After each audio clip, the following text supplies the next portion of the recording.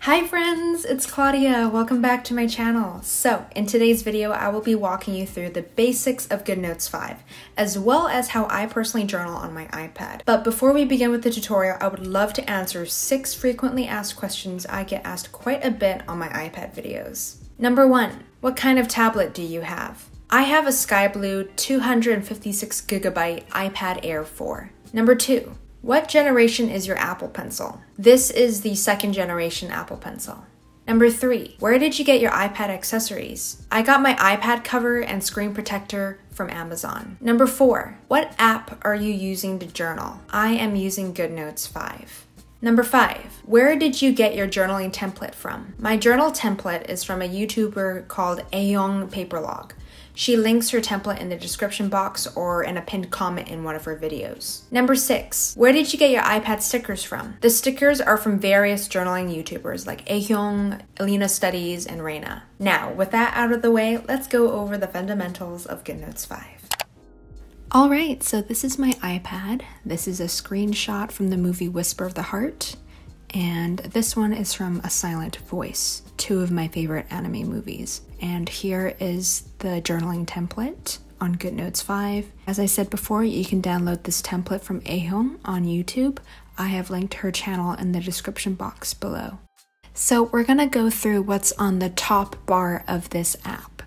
First up is the enlarger. This basically just zooms in on the page. The enlarger tool can be useful for taking notes because it can help you write in a straight line, and you can also move the bar as you write. I personally don't use this tool because I zoom in more than what this zooms into. I also find it easier to just zoom in myself even when I'm writing notes because it's easier to control. I also like zooming in more because then I can also control my handwriting. As you can see here, I feel like my handwriting is better because I'm able to zoom in to the max. Next up is the pen tool. Once you click on it again, you will see a bunch of details and options. So you have 3 pen styles. You got the fountain pen, the ball pen, as well as the brush pen. Here are what they look like.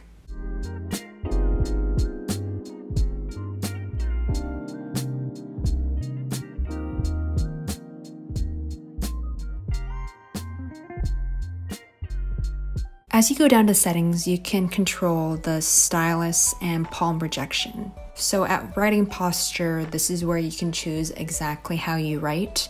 I only really use the ballpoint pen style. I occasionally may use the fountain pen for my headers though. This is because with the ballpoint pen, the ink stays the same pressure than the fountain and the brush pen.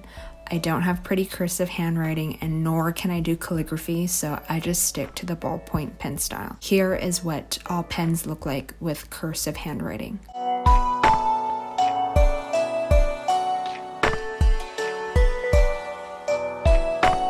On the right hand side of the toolbox, you're going to see various colors as well as various pen thickness sizes. So you can choose different colors here. You can also click on it and then you have a little folder, which is your preset pen color folder. You can also choose a specific color through this color graph or from the color wheel.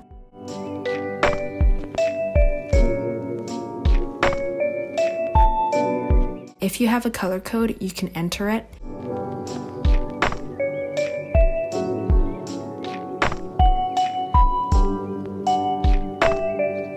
And then press add to presets and it will show up in the folder. And here I am trying it out. Next up is pen thickness. So you have 3 modes to choose from. I usually use 0.35 millimeters for text. I then use 0.7 millimeters for headers and dates. I more or less use anything between 0.3 millimeters to 0.7 millimeters. I don't have a set rule, it's just whatever I'm into. Also with the pen, you can draw straight lines as long as you hold on to it to the very end. So here, as I draw a straight line and let go, it'll just be whatever it'll be. But then if I draw a straight line and then I hold it at the very end, it will automatically correct itself. Next is the eraser tool. As you can press on it, you'll see that you have 3 different modes to choose from. You don't get to choose the specific eraser size you want. It's already set to the 3 sizes.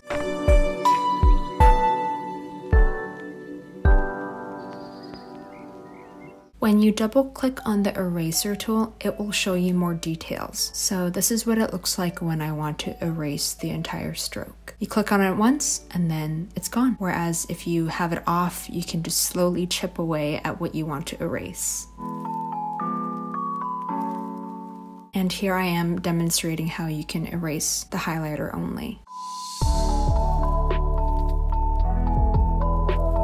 Next step is the highlighter tool. Like the pen tool, you can also choose colors and different thickness sizes. For the highlighter, you can actually customize the thickness size to exactly what you want. I don't have any set sizes because I don't always use the highlighter tool. I just go with the flow. You can always preset these things to what you think would work for you. And like the pen tool, you can also add specific colors via the color wheel, the color chart, or by typing in a code and saving it in the preset folder. When I'm highlighting something, I always hold it to the very end and then I let go so that everything I highlight will be in a straight line. I like that I can highlight in straight lines because it just keeps everything really neat and tidy. You can still draw squiggly lines. I just personally like the straight line look. After that is the shape tool. This just helps you draw simple shapes with straight lines. You can do a triangle, a square, rectangle, circle, just simple shapes. In the settings, you can have the fill color option on, so when you draw a shape, it will have its area filled in with a lighter shade of the color you're using. You can make your own stickers with this.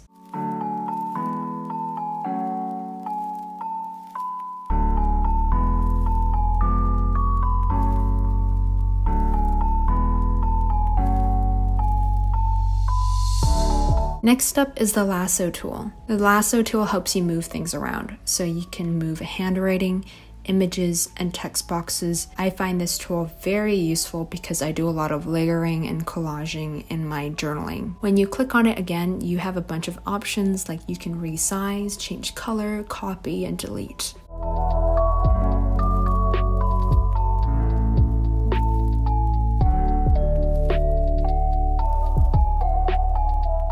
After that, we have the Photos tool. This tool is paramount in my journaling. When you click on it, it will show you the latest pictures from your camera roll. If you click on it again, it will pop up a mini camera roll folder. You can change the size of your image. And once you tap on it again, you can crop it too. And you have 2 options of cropping. The rectangular crop is just making it a rectangle. And then you can also freehand crop, which is something you may have seen me do in my iPad journaling videos.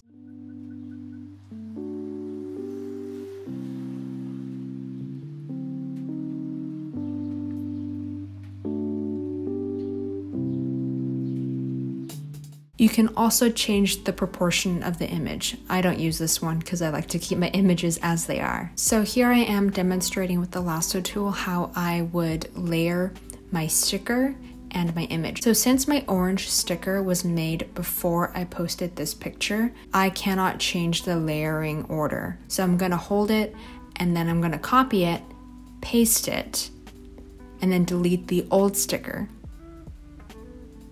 And then I have it on top of my image.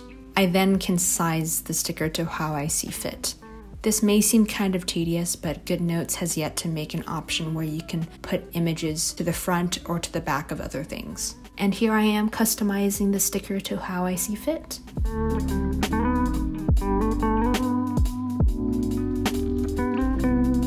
After that, we have the text tool.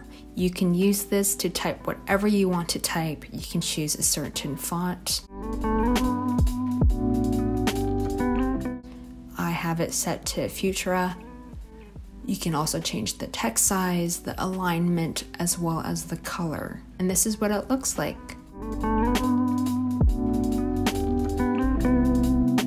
You can move it around with one finger. You can also extend the bar so you have more room to write. And here I am just quickly showing you how to layer everything with the lasso tool.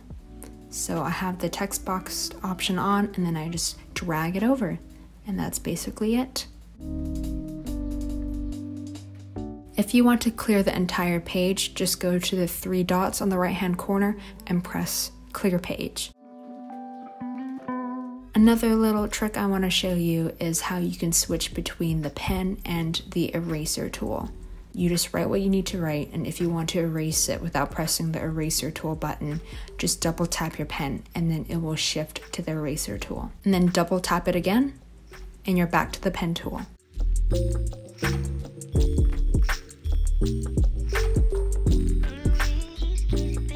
Another fundamental I want to show you is the thumbnails folder. So here is everything at a bird's eye view. You can favorite things and you can bookmark items by pressing that little red bookmark tab on the right top corner of the image.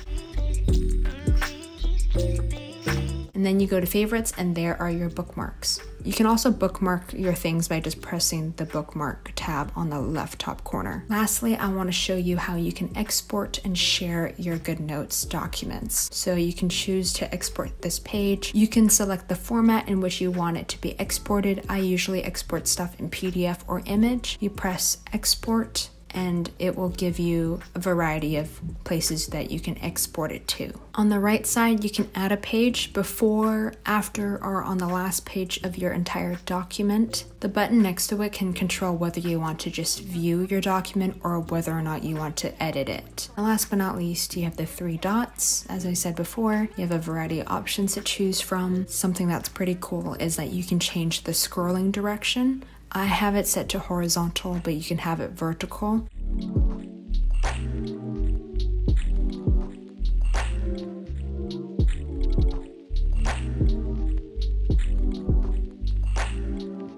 Now I'm going to walk you through how I calendar journal. First things first, I am going to label the dates of the month. I usually use a 0.7mm ballpoint pen. I choose whatever color I'm feeling like using. It's usually white, but sometimes I use a different color. As you can see here, I'm choosing this green. For me, it's really all just experimenting, just listening to my intuition and just doing whatever feels right in the moment. Journaling for me is just a fun hobby.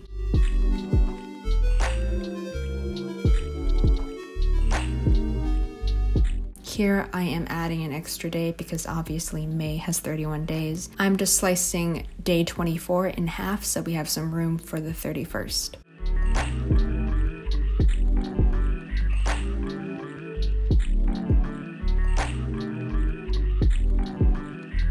It's not perfect, but I think this will do. And there you go. Here I am showing you how you can highlight certain dates. So on the 6th, I actually had a dentist appointment. So I just take the highlighter option, I highlight it, and then I write over it, dentist appointment.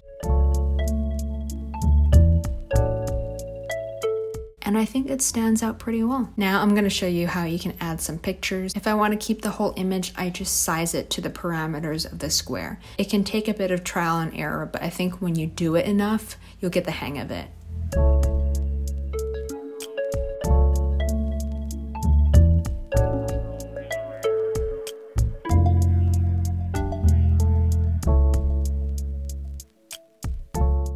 I click on it again and I can crop it, and I'm going to freehand crop it.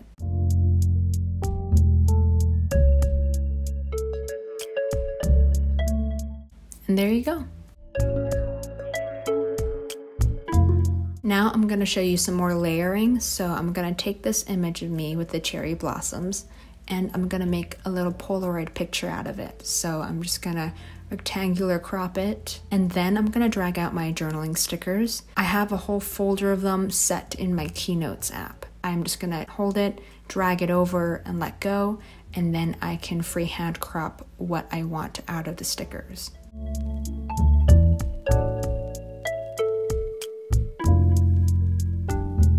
And from there, it's just all about customizing it to your needs, just trying to figure out what works for me, what doesn't, until I get ultimately what I want. Next, I select the lasso tool. I make sure I have the images option on. I can circle both images and they can move together. I can also resize the images as one. I think it's really important to know exactly what you want to select in the lasso tool so you don't end up dragging more things than you intended to. Here I am using the shape tool. I'm gonna select a random color and then I'm gonna make a little sticker for my Polaroid picture. I take the pen tool and then I color in the sticker. I then take the lasso tool and make sure I have the handwriting option on so I can drag it and move it to where I want it to be. I then select the lasso tool, have both options on so I can have everything move as one unit.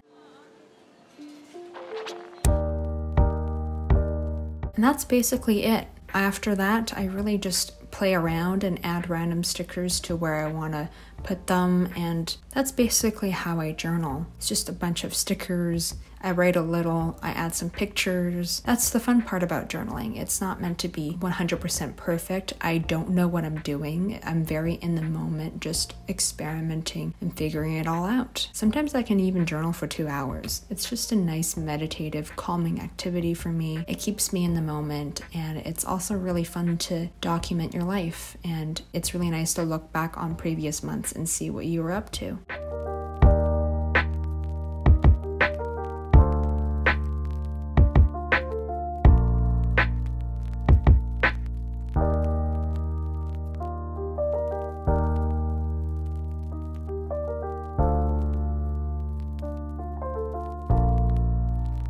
And yeah, that is it. I'm gonna quickly show you what my other months look like.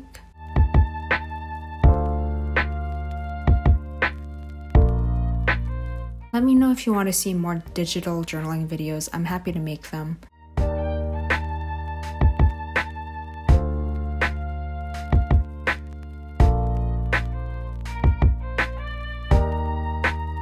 And now we are back to May. And yeah, that is basically how I journal.